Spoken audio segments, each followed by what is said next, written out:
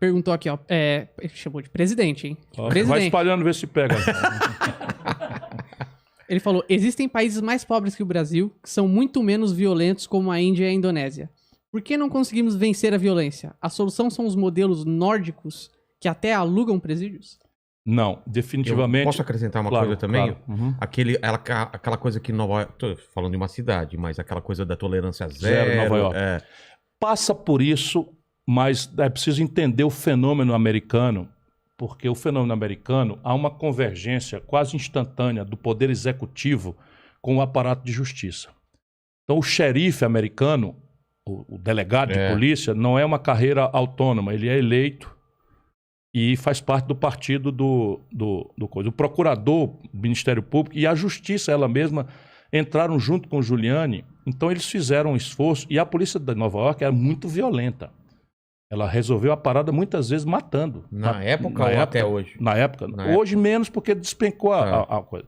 No caso brasileiro, nós temos erros muito graves da legislação para começar.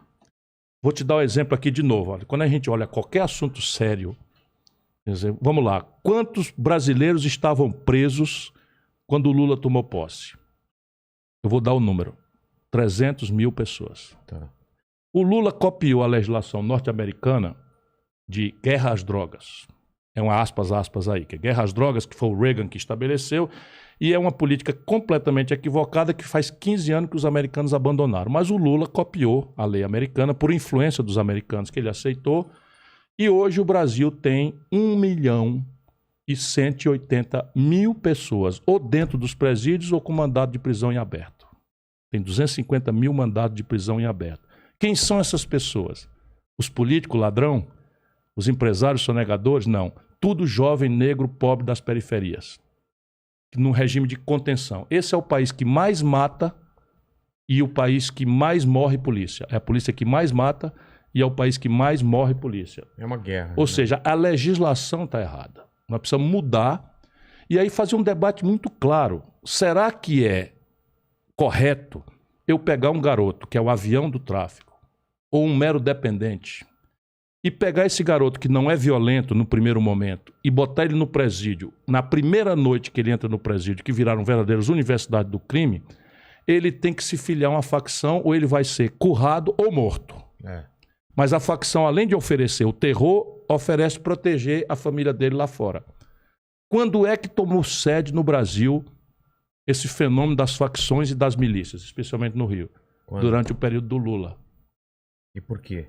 Porque não mudou uma legislação. Mas por causa da ausência do Estado? Absoluta ausência e equívocos. Não foi feita uma inovação institucional, nenhuma inovação institucional, a não ser copiar essa lei americana que criou a massa de manobra, o exército de reserva das facções, com jovens negros da periferia que caem na desgraça do avião da droga, porque estão aí na história do compre, compre, compre, que é o consumismo, etc, etc. Também muito estimulado por esse tipo de político no Brasil.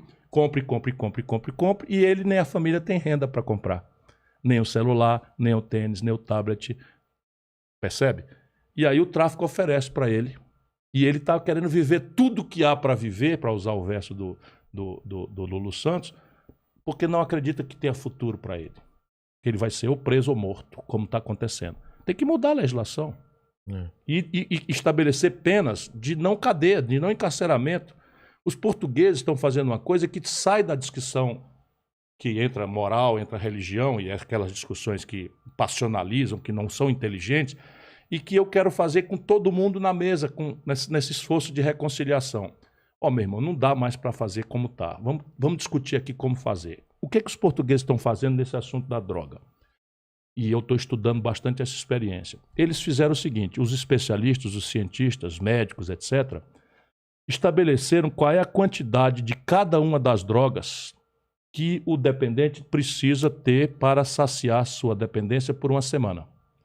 Se uma pessoa for apanhada com esta quantidade necessária e suficiente para uma semana, é assunto de saúde, não tem nada a ver com polícia.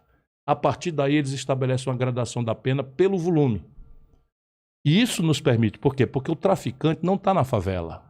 Claro o traficante não está na periferia. Claro que não. O traficante está morando, sabe, nos Alphaville da vida. o chefe das facções está morando nos Alphaville. E isso nós precisamos fazer. E como é que faz? Aí não é aparato, não é sair entrando e atirando e aterrorizando a população. É inteligência policial, polícia científica, é mapear o caminho do dinheiro. Tudo isso é um aperfeiçoamento. Agora deixa eu dizer para você, sabe quantas polícias federais o Brasil, de 210 milhões de habitantes, tem? Sabe quantos policiais federais a Polícia Federal Brasileira tem?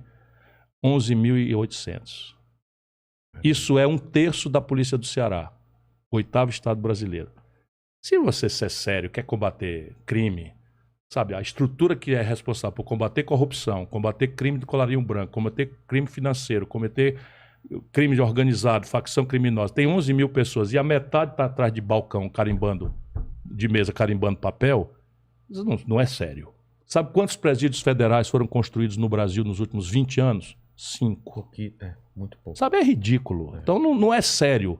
Nós temos que criar um sistema unificado de segurança pública que já está anunciado e não se pratica, integrando as guardas municipais, as guardas comunitárias, que tem uma tarefa muito mais de mapeamento, de inteligência, porque eles sabem ali na comunidade quem que é perigoso, quem não é, quem está na droga de forma venial, quem está na droga já conectado com facção e no terror do assassinato e dos crimes mais graves, de sequestro, etc, etc. E estruturar a PM, Polícia Civil, e reforçar a capacidade de investigação através dos mecanismos científicos de inteligência.